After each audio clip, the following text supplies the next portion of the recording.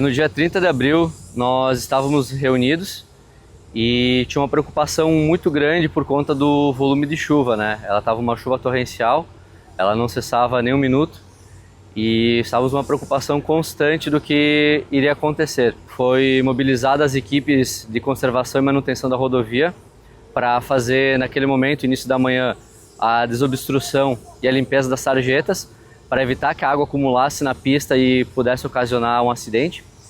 E enquanto a equipe estava trabalhando no sentido de Veranópolis para a ponte do Rio das Antas, começaram a ocorrer quedas de barreiras. Eu desci a serra para fazer a vistoria de rotina, né? A verificar todos os pontos que a gente estava em obra já, desde o lote 0, que foi a primeira emergência que teve. E como estava previsão de chuva e estava caindo muita chuva nesse dia, né? A chuva não parou, dia 1º de maio, durante todo o dia. E aí foi quando, dia 1º de maio, a gente chegou aqui, ainda logo após ao meio-dia, e começou então, a tentar ter noção do que estava acontecendo. Então, num primeiro momento, não tinha o que fazer. Houve um apagão geral de dados e informações. Aquela manhã do 1º de maio foi quando tudo eclodiu na nossa cabeça. Nós não tínhamos muitas informações. As informações que chegavam de monte, então chegavam centenas de mensagens ao mesmo tempo. Eu fiquei ali entre o KM 185 e aqui a ponte, né? Aqui o KM 192. Fiquei preso aqui nas barreiras, junto teve equipe da PRF junto, teve ônibus ali, muitas pessoas ficaram presas com a gente. Eu tentei também escapar, não consegui mais subir nem para Veranópolis nem para Bento. Nós não tínhamos noção de onde eles estavam, se estavam bem, se não estavam, além da preocupação em avaliar os danos causados pela tragédia na rodovia. Então, para nós foi um momento muito difícil. Primeiro, de não saber onde estava o nosso pessoal. E segundo, não saber a noção e nem o tamanho do problema. Então, à medida que a gente começou a caminhar em direção ao segmento da Serra das Antas, já chegando no quilômetro 202, onde há o bloqueio nosso hoje, foi o primeiro momento que nós vimos na nossa serra, na nossa rodovia, tragédia tamanha, com danos inclusive a veículos que estavam no local. E não tínhamos condições de averiguar mais do que isso. Nós não tínhamos informações, um apagão digital total, e as informações foram chegando aos poucos. Poucos drones que a gente conseguiu levantar, em função de muita chuva que caía, a gente não enxergava mais do que 500 metros à frente. Então, quando da primeiro sobrevoo que foi feito, que a gente conseguiu ter noção do tamanho do problema, isso nos preocupou muito. A gente começou um trabalho de limpeza, né? Isso acho que foi 2 dias depois. A gente veio com máquinas, aí teve ajuda de voluntários, né? A gente começou a limpar do lado de Veranópolis e outra equipe do lado de Bento, que a gente ficou preso, né? Ficou ilhado aqui. O que para mim foi mais impactante foi que eu vim para trabalhar em 10 pontos, chamado aqui pelo Geraldo Alberto, junto com outros 2 colegas inicialmente aqui. Isso no final de março, início de abril. Para trabalhar exclusivamente num contrato único. Isso, no mês de abril, as coisas foram decorrendo, assinatura de contratos e tal. Quando a gente estava para mobilizar num dos pontos principais, que era do contrato deles, que era o ponto 11, que é o quilômetro 202, veio a chuva. Aí inverteu tudo, que eram inicialmente 10 pontos, viraram mais de 100 e poucos pontos. E a gente via, assim, na TV, nas redes sociais, tudo que estava acontecendo aqui na BR-470.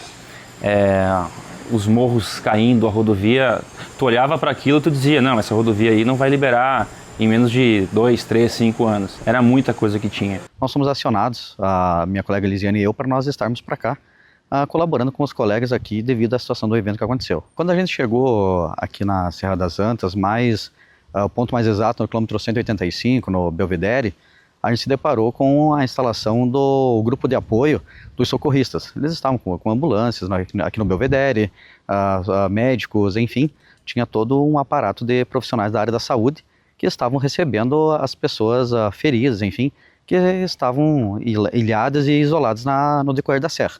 Quando nós chegamos aqui, a primeira necessidade que nós vimos foi a questão de pegar e abrir um caminho de serviço para esses transportes da área da saúde e também da área da segurança pública poderem acessar esses pontos aonde essas pessoas estavam. A ação imediata que o DENIT já tinha, em questão de dias, em questão de semanas, já tinha restabelecido condição para poder entrar com máquinas, condição para poder entrar com caminhões e restabelecer o tráfego, né? Se a gente pensar, a tragédia aconteceu dia 2 de maio, vamos dizer, quando foi dia 2 de julho, 60 dias depois, o comboio já estava liberando. O que vem de alento com isso? Nenhum momento o DENIT se mostrou ausente nessa questão. Então a superintendência veio para cá, a diretoria de Brasília veio para cá, o ministério veio para cá. Então todo mundo se envolveu numa corrente de união e força para que tudo aquilo que fosse possível ser feito fosse feito a tempo e hora. Tudo passou por uma programação feita às pressas, equipamentos vindos de vários locais do estado, as empresas contratadas e terceirizadas trouxeram gente de fora, outras empresas prestadoras vieram ajudar, então foi uma corrente muito positiva. E fomos andando. A cada metro que descia a serra, o problema só aumentava, as encostas muito íngreme, muita água, e para levar máquina para socorrer pessoas. Já de cara, assim, as pessoas, a população não conseguia mais acreditar. Muitos falavam que era o fim da serra, que ia demorar anos para ser restabelecido. Esses 24 quilômetros foram 88 pontos de grandes ocorrências, sendo que 8 deles com total rompimento da plataforma da rodovia, mostrando a dificuldade que seria a recomposição do trânsito em cima da via. Nós levamos praticamente 14 dias para nós chegar até o quilômetro 189. O objetivo era chegar até a ponte, que é do Rio das Antas, que é o quilômetro 192. Porém, quando nós chegamos até o quilômetro 189, não tínhamos êxito em pegar e passar por uma das barreiras, que até hoje se torna, creio eu, que uma das maiores dificuldades para nós recuperar a rodovia. É um ponto de extrema complexidade, soluções inéditas aqui na rodovia, algumas pouco usuais no Brasil, mas são soluções de extrema engenharia, como aqui atrás tem um solo reforçado, a solução de strata slope, que vai além de dar segurança nessa parte aqui do aterro, onde foi completamente perdido durante as chuvas, também vai possibilitar uma melhoria geométrica na rodovia, onde vai ser possível afastar o traçado dela de próximo do talude e fazer a curva se tornar mais suave, melhorando assim o trânsito aqui da rodovia. Quando nós chegamos no quilômetro 189, que foi onde a equipe de Veranópolis não conseguiu mais avançar, em virtude do equipamento que eles tinham disponível no local, e a gente conseguiu fazer a primeira passagem, encaminhamos até Veranópolis, onde uma comitiva de prefeitos da região nos esperava, com ansiedade, e a gente fez o primeiro encontro falando, estamos aqui, o DENIT está aqui, vai estar aqui, e nós vamos continuar aqui, já estamos aqui por uma ligação terrestre entre Bento e Veranópolis. Então liberamos o trânsito de forma controlada no dia 2 de julho e seguimos com as ações de construção e limpeza. Passamos então a botar em prática os planos de trabalho e a partir deles as constatações emergenciais. A emergência afetou a ponte também, né? Ela envolve a ponte também. A ponte Ernesto Dornelles, ela foi uma ponte projetada na década de 30, construída na década de 40 e entregue na década de 50, uma ponte de mais de 70 anos. Quando teve o deslizamento na parte da cabeceira norte, em Veranópolis, todo aquele material que cedeu, que destruiu o restaurante que tinha lá, ele também afetou, levou o guarda-corpo da ponte embora, soterrou os pilares logo na cabeceira e também é objeto da ação do DENIT. O DENIT já tinha tirado da gaveta uma ideia de revitalizar a ponte, restaurar a ponte, que era do Dyer ainda antes da rodovia ser federalizada, e colocou em prática. Então, na época do acontecimento lá em maio de 24, existia um contrato que tinha sido feito com uma empresa de revitalização. Esse contrato teve que ser paralisado com o intuito de que vamos dar seguimento nas obras, vamos deixar a rodovia novamente em condições, pelo menos de ter o trânsito, e assim a gente retoma. Então, tão logo o trânsito foi retomado, o contrato foi retomado também, a empresa já estava com projetos de revitalização e desenvolvimento, e agora em junho desse ano, de 2025, reiniciaram as obras de revitalização. As soluções de engenharia que estão sendo aplicadas aqui, acho que se pegar o manual de geotecnia e contenção de encostas, acho que quase todas as soluções da engenharia está sendo aplicado neste momento na 470. Cortinas atirantadas, são muros de gabião, solo reforçado, solo grampeado, barreiras dinâmicas, barreiras de fluxo de detritos, muita terraplenagem, muito enrocamento, muito equipamento de drenagem para a condução dessas águas e, inclusive, a utilização de 2 viadutos como solução, justamente solução de contenção, solução de geotecnia, já que a gente acabou, através da solução de viadutos, corrigindo a geometria da via, afastando a rodovia do talude, onde pode ter uma nova ocorrência, e fazendo com que a rodovia fique menos suscetível a uma nova ocorrência. Então aqui a gente está no ponto 11, ABCD. Dentre as soluções a gente pode ver lá no início um projetado, acima do projetado um grampeado verde, aqui onde o pessoal está executando aqui um gabião, aqui um grampeado verde, aqui está a atuação do alpinista, que é um rapaz treinado pela empresa, que ele fez toda a parte superior do ponto, que é toda feita, exige o rapelista. E se a gente for pegar mais à direita, a gente pode ver um grampeado verde e a grande cortina do ponto 11, que foi o desafio inicial do ponto. A implantação de tela metálica de alta resistência para segurar esses blocos, que os blocos não escorreguem, não caiam na rodovia e não atinja algum veículo que venha passando. E em conjunto com essa tela de alta resistência, foi implantado fibra de coco nas partes onde tinha mais argila. Então, com essa fibra de coco, é feita uma hidrossemeadura e volta a vegetação normal ou parecida com a existente no local, né? Não deixando esses detritos de solo, de argila escorregar para a rodovia, né? Onde essa fibra de coco, então depois que o mato se restabelece, fique fixado sobre o talude, né? A orientação que a gente tem agora é que a gente vai deixar a rodovia melhor do que ela estava antes, mais seguras. Na região dos viadutos que a gente está trabalhando hoje, a gente chama de região da Casa Buco, da Pousada Buco, também foram pontos com bastante problema. Os problemas lá, eu diria que são 2 dos 5 maiores movimentações de massa que a gente teve aqui na Serra das Antas. A gente chegou 2 pontos que não tinha plataforma, o DENIT teve que fazer do zero, né? Para poder passar, para poder acessar a ponte, foi feito um caminho entrando, né, no morro para poder escapar um pouco daquele buraco que tinha se criado com toda a movimentação. Inclusive um viaduto da linha férrea, né, que ficava lá em cima, também foi levado com a força da natureza. E o DENIT fica com aquela coisa, e agora, como que a gente retoma isso? Vamos fazer um aterro novo? Vamos restabelecer a rodovia no eixo que era? Ou vamos fazer algo eliminando esses cotovelos que a gente chama e fazendo em linha reta? O problema da linha reta, tem que ligar um ponto mais baixo, um ponto mais alto. Antes tu tinha um desenvolvimento maior de curva, agora tu liga numa distância menor. Distância menor fica uma rampa muito alta, então também não serve. Solução, chegar no meio termo. Fazer um traçado curvo, não tão curvo quanto era antes, melhorando a geometria da rodovia, com um viaduto. Por que um viaduto? Porque na possibilidade da gente ter um novo deslizamento, a serra, infelizmente, a natureza geológica dela tem disso, né? Nós podemos ter uma nova movimentação passando pelo local e um viaduto deixa a plataforma mais alta, a movimentação, o fluxo desse detrito passaria por baixo. Aí traz para o projetista um novo desafio, fazer pilares espaçados e fazer um viaduto curvo.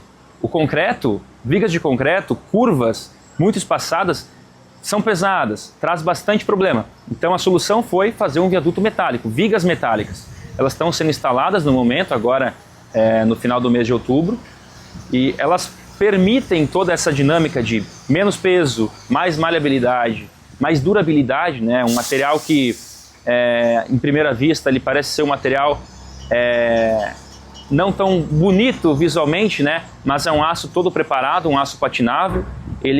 Existe uma camada de sacrifício, que é uma proteção que ele tem. Assim que ele tem essa primeira camada oxidada, ela protege toda a camada de aço. Então é mais uma solução inovadora que o DENIT tem trazido para a Serra, como tantas outras que a gente tem visto. Eu estou aqui desde a federalização da rodovia. Eu estou há 10 anos aqui na rodovia como engenheiro supervisor residente aqui do trecho da 470. Eu tenho essa rodovia para mim como o quintal da minha casa. Eu moro a 1 minuto da rodovia. Eu ando nessa rodovia todos os dias, até nos meus dias de folga. Se eu precisar de sair de onde eu moro, eu estou na rodovia. Então a gente tem um carinho muito grande por isso. Isso aqui representa muito, tanto na área pessoal e profissional, né? A gente é acostumado em trabalhar em rodovia no dia a dia, em pavimento, terraplanagem, e chegar aqui, ver uma situação dessa totalmente diferente, né? Então, o conhecimento aí que a gente vai adquirindo ao longo dos dias sobre geotecnia, né? Que a gente não costuma ver muito na parte rodoviária. Então, aqui é um aprendizado único, né? É uma vitória, né? Apesar de ter vindo de uma situação ruim, fazer parte desse grupo, fazer parte dessa situação e ver que isso está surtindo efeito, é muito gratificante, né? E a gente vai levar isso para a vida inteira. Esse trabalho ele é emocionante e desafiador, né, ao mesmo tempo, né? Emocionante pelo trauma que a gente viveu, né, desde o dia que aconteceu, e desafiador agora na reconstrução. A intensidade de tudo que aconteceu, a intensidade da catástrofe, o tamanho da catástrofe, ninguém viu nada parecido. O DNR não tinha visto nada parecido, tão concentrado, o DENIT não tinha visto nada parecido. Eu acho que ninguém viu tanta coisa acontecer no mesmo segmento, né? Um volume de chuva que se acumulou a 1000 milímetros em alguns dias, sendo que em 2 deles são 400 milímetros.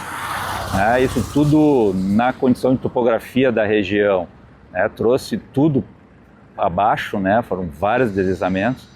E a partir disso não teve um dia calmo até então, todos os dias intensos, correndo atrás de fazer o que tinha que ser feito, seja de auxiliar na limpeza, nos resgates, na elaboração dos projetos, na contratação dos projetos, na realização das obras. Então é um desafio muito grande, sem sombra de dúvida, o maior da minha vida profissional e intenso, de forma intensa, muita engenharia aplicada, muita determinação, ousadia em muitas oportunidades, né, de tomar decisão. Graças a Deus, até então, todas as decisões certas. Nós finalizamos aí esse período todo aí de 1 ano e meio, ou mais que isso, sem nenhuma ocorrência, sem nenhum acidente de trabalho, mesmo tendo 700 pessoas trabalhando, sendo que várias delas trabalhando em condições bem atípicas, né, muito rapelista trabalhando, muito equipamento se cruzando e felizmente andando tudo bem. Para mim, esse trabalho aqui como engenheiro foi o maior desafio da minha vida, tanto por questões pessoais, eu sou da região aqui da Serra, quanto pela complexidade e a dificuldade de execução como um todo, né? As pessoas que transitam são amigos, são familiares, são pessoas que eu conheço. Para mim foi um desafio muito grande, porque a geotecnia, realmente com a engenharia, eu nunca tinha atuado, então acabou sendo uma grande experiência e um aprendizado. Era uma situação que eu jamais achei que eu ia passar. Não gostaria de passar novamente, mas ainda bem que nós soubemos a fazer acontecer. Ganhamos a missão e a missão foi cumprida e aprendemos muito com isso. Então, espero que nunca mais a gente venha passar, mas se acontecer, a gente vai estar preparado. Eu acho que resiliência é a palavra que define o DENIT, define a equipe, define a Serra, os moradores, porque aguentar o que aguentaram, passar pelo que passou, não só na Serra, na região como um todo, né? A economia, eu acho que a resiliência de poder trazer tudo, o que tu tem de recurso, de insumo, de suor, de esperança, de que tudo isso aqui vai estar livre de novo, vai estar liberado, vai estar seguro, vai estar transitando, fluindo, é o que mais resume a nossa atividade, é o que mais resume o que aconteceu e é o que nos leva para frente. salvar gente não é fácil. E, querendo ou não, a gente tentou, de alguma forma, salvar pessoas. Eu acho que a gente todo dia, nosso grande mantra aqui em tudo que a gente faz na engenharia rodoviária, se a gente salvar uma vida com qualquer intervenção nossa, já valeu toda uma carreira. Eu acredito que a gente tem feito esse trabalho. Não só agora na reconstrução, mas desde quando nós assumimos isso aqui. A gente busca sempre fazer da engenharia uma ferramenta de salvamento de vidas.